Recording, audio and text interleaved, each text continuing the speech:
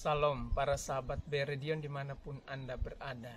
Dari puncak Bukit Karmel Santo Nabi Elia Mageria Maumere Flores NTT, saya mengucapkan selamat merayakan hari Minggu Paskah yang keempat dan sekaligus merayakan hari Minggu Panggilan. Semoga saya menjumpai Anda kalian para sahabat sekalian dalam keadaan sehat walafiat dan diberkati oleh Tuhan dan bersukacita atas rahmat panggilan yang Tuhan anugerahkan kepada kita masing-masing sebagai umat Tuhan yang kudus. Paus Fransiskus dalam surat yang dikhususkan untuk hari Minggu panggilan sedunia ke-59 di tahun ini memberi tema dipanggil untuk membangun keluarga manusia. Senada dengan tema yang disampaikan dalam surat Paus Fransiskus, kita mendengarkan sapaan pemazmur yang dikidungkan dalam referen Mazmur hari Minggu Paskah yang keempat ini. Kita ini umatnya dan kawanan domba gembalaannya. Kita semua, kita bersama sebagai keluarga umat manusia yang dipanggil untuk mengenal Tuhan Bapa di surga melalui Yesus Kristus putranya penyelamat dunia, dan juga sekaligus dipanggil untuk mewartakan kasih Allah yang abadi, menyelamatkan kita semua dan alam semesta. Pemazmur memberi nasihat kepada umat Tuhan yang telah dipanggil Tuhan menjadi milik kepunyaannya. Beribadahlah kepada Tuhan dengan sukacita, datanglah selalu ke hadapannya dengan sorak-sorai. Ketahuilah bahwa Tuhanlah Allah, Dialah yang menjadikan kita, dan punya Dialah kita semua. Kita ini umatnya, domba gembalaannya. Sebab Tuhan itu selalu baik, kasih setianya selalu kekal untuk selama-lamanya, dan kesetiaan Tuhan pun turun-temurun. Para saudara dan saudariku yang terkasih, lebih lanjut dalam kitab Wahyu bab 7 ayat 9 dilanjutkan ayat 14b sampai 17, Yohanes mendapatkan penglihatan demikian. Tampaklah suatu kumpulan besar orang banyak yang tidak terhitung banyaknya dari segala bangsa dan suku dan bahasa. Mereka berdiri di hadapan takhta dan di hadapan anak domba, memakai jubah putih dan memegang daun-daun palem di tangan mereka. Mereka berdiri di hadapan takhta Allah dan siang malam melayani Dia di bait-Nya yang suci. Dan Ia yang duduk di atas takhta itu membentangkan kemahnya di atas mereka. Mereka tidak akan menderita lapar dan dahaga lagi. Matahari atau panas terik tidak akan menimpa mereka lagi. Sebab anak domba yang di tengah-tengah takhta itu akan menggembalakan mereka dan akan menuntun mereka ke mata air kehidupan, dan Allah akan menghapus air mata dari mata mereka. Penceritaan dari penglihatan Yohanes dalam kitab Wahyu merekomendasikan kepada kita semua tentang kenyataan keberadaan kita semua sebagai umat Tuhan yang tersebar di seluruh dunia. Dipanggil dari segala suku dan bangsa, berkumpul bersama di hadapan Tuhan dan menjadi milik kepunyaannya untuk suatu sukacita yang besar, yaitu pemakluman tentang kerajaan Allah di dunia ini. Dan kita semua menyatakan bahwa perkumpulan kita adalah perkumpulan dari pembentukan keluarga Allah di dunia ini yang bersatu padu membangun gereja Allah yang kudus dalam karya pelayanan dan panggilan hidup kita masing-masing. Yohanes dalam bab 10 ayat 27 sampai 30 mengatakan, "Dombaku mengenal suaraku, aku mengenal mereka dan mereka mengikuti aku. Aku memberikan hidup yang kekal kepada mereka, dan mereka pasti tidak akan binasa sampai selama-lamanya, dan seorang pun tidak akan merebut mereka dari tanganku. Bapakku yang memberi mereka kepadaku lebih besar daripada siapapun, dan seorang pun tidak dapat merebut mereka dari tangan Bapa. Sebab aku dan Bapa adalah satu." Pemakluman dari Injil Yohanes ini untuk memberikan keyakinan juga kepada kita bahwa kita semua yang telah dipanggil menjadi keluarga Allah di dunia ini dipanggil masing-masing oleh Yesus Allah, dengan nama kita masing-masing, dan Putra Allah Yesus Kristus mengenal kita, dan kita dibentuk, dikumpulkan dalam satu keluarga, perkumpulan besar umat beriman, untuk menerima apa? Menerima janji yang dikatakan dalam Injil Yohanes, aku memberikan hidup yang kekal kepada mereka, dan mereka pasti tidak akan binasa sampai selama-lamanya. Perkumpulan kita bukan perkumpulan para waktu, seperti ibu-ibu yang sedang mengikuti atau membentuk suatu kelompok arisan, atau perkumpulan yang tampak duniawi semata.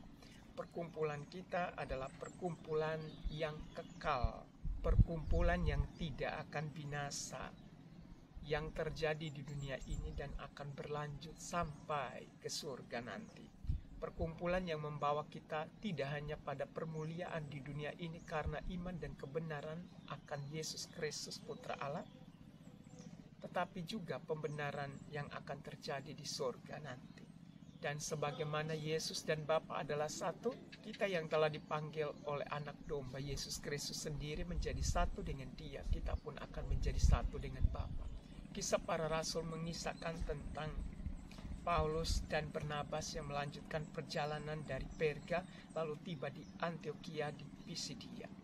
Dan pada hari Sabat mereka pergi ke rumah ibadat lalu duduk di situ dan menjumpai banyak orang.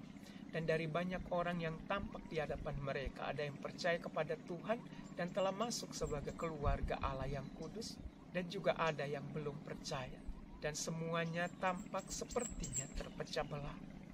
Masing-masing berlomba untuk mensupport apa yang mereka kehendaki, yang tidak percaya maupun yang percaya kepada Allah di surga melalui para rasul yang kudus, dan kehadiran mereka yang tampak sebagai perwujudan dari Allah yang memanggil orang-orang yang berkumpul di hadapan mereka ke dalam persekutuan keluarga Allah. Dan dalam pertentangan itu, apa yang disampaikan oleh Paulus meneguhkan kita semua. Dan apa yang disampaikan oleh Paulus merekomendasikan tentang panggilan umat manusia kita semua yang terbentuk dalam keluarga Allah yang kudus. Memang kepada kamu, orang Israel, firman Allah harus diberitakan lebih dahulu. Tetapi kamu telah menolaknya dan menganggap dirimu tidak layak beroleh hidup yang kekal.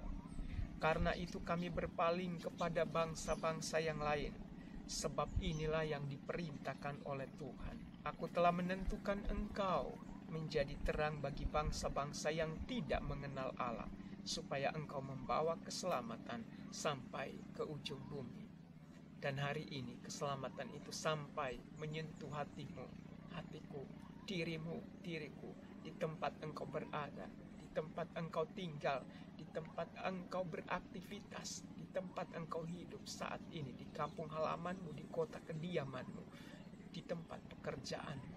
Allah telah memaklumkan karya penyelamatannya dalam suara di mana Ia memanggil engkau menjadi milik kepunyaannya. Aku telah menentukan engkau menjadi terang bagi bangsa-bangsa yang tidak mengenal Allah, supaya engkau membawa keselamatan sampai ke ujung bumi. Dan perkataan itu akhirnya berlaku juga bagi kita yang telah mendengarkan firman Tuhan, untuk apa melanjutkan yang telah dikaryakan oleh para rasul, membentuk keluarga Allah yang kudus di tengah dunia ini dengan identitas panggilan hidup kita masing-masing dalam keluarga, dalam hidup kebiaraan, dan dalam pekerjaan rutinitas panggilan hidup kita masing-masing. Paus Fransiskus dalam pesan hari Minggu, panggilan sedunia, salah satu yang saya ingat dan saya sukai adalah kita semua umat Tuhan itu seperti ubin mosaik, hanya akan tampak terlihat gambar yang utuh kalau kita semua bersekutu dan bersatu. Tetapi jika tidak demikian, dia hanyalah seperti kepingan-kepingan dari gambar-gambar yang belum utuh. Untuk menyatakan tentang tema perayaan hari Minggu panggilan yang ke-59, dipanggil untuk membentuk keluarga manusia. Kita dipanggil dengan nama kita masing-masing, bukan untuk suatu kesendirian, tetapi untuk kebersamaan dalam identitas keluarga Allah. Kepada kita, Allah melihat apa yang namanya potensi dalam diri kita masing-masing. Paus Fransiskus menulis, seperti dalam telur ayam, orang bisa melihat ayam yang akan tampak. Dalam biji-bijian benih sesawi, orang bisa akan melihat suatu jenis pohon tertentu. Dalam diri kita masing-masing yang terpanggil sebagai orang berdosa, Tuhan melihat potensi untuk menjadi orang kudus.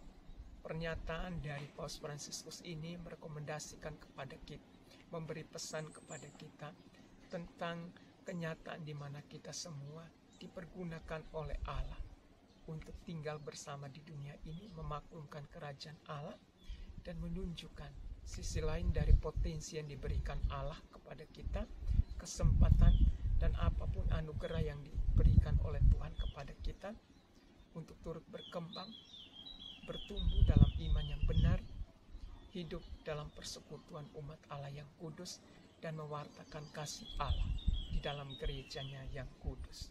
Semoga kita semua diteguhkan dalam hidup panggilan kita masing-masing sebagai biarawan, biarawati, imam, keluarga, awam, dan aneka aktivitas yang kita lakukan dalam hidup kita menggambarkan kita adalah bagian dari persekutuan umat, membentuk citra Allah yang kudus, dan mewartakan kepada dunia tentang kehadiran keselamatan Allah di tengah umat manusia.